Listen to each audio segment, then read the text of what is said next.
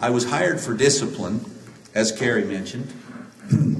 In fact, they only needed two things, a disciplinarian and a physics teacher, because those are hard to find.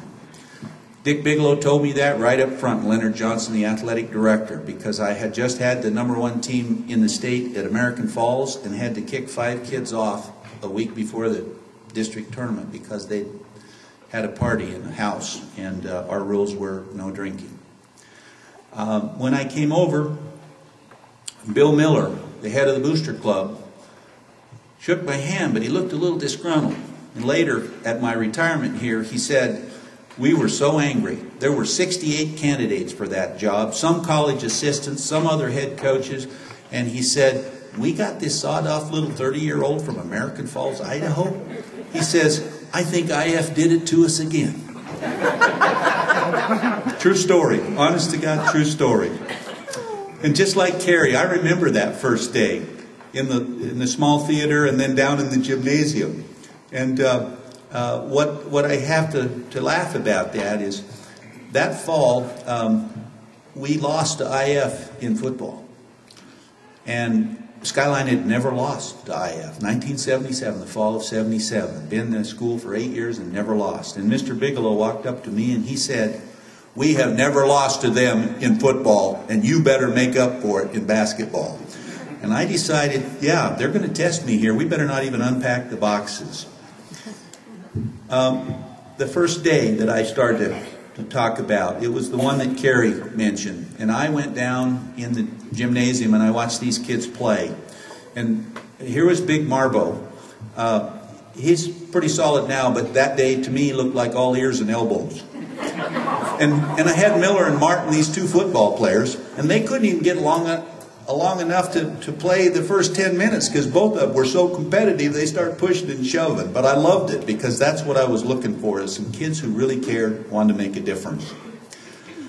Had my first test of discipline right out here in the foyer, or the center of Skyline High School, where our first ball game we had Blackfoot juniors, and Russ Samuels goes out and gets in a fight with the Blackfoot varsity team that came along for the ride. And I called him in and I said to Russ, I said, "Russ, did you hit that kid first?" And he said, "Not the first one, Coach, but I had to the second one."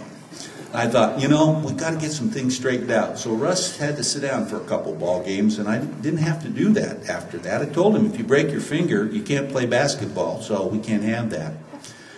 The other one was the first trip on the road. We went to Twin and Bora, and then we came back in the middle of the night.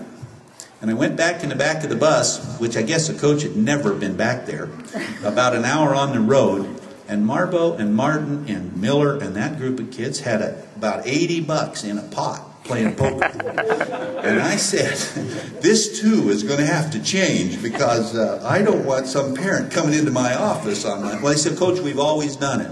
So I was a little less pressured on that. I kind of let it play out that year, and then we made sure we didn't take cards from that time on. So, or at least I didn't know if they were back there.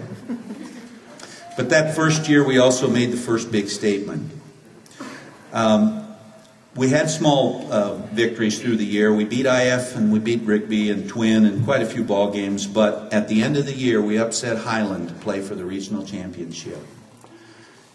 Trust me, these kids had come so far, and they wanted to win so bad. And Highland had never not played for the regional championship, and these kids upset them. And it was kind of a shock heard across the state. I had a wonderful evening that night. I had to go tell Leonard Johnson, who was the athletic director, who was within 3 weeks of his final days with cancer. But he had taken a big risk to hire me, and I was able to go over to his house that night and tell him, "We just upset Highland. We're going to play Pocatello for the championship." Now it was that, it was just like he had lived for that moment. We lost by 4 points to Pokey that year, but we had incurred 40 miles of impossibilities to get there. And for those kids to play in that arena was so much fun for me to watch.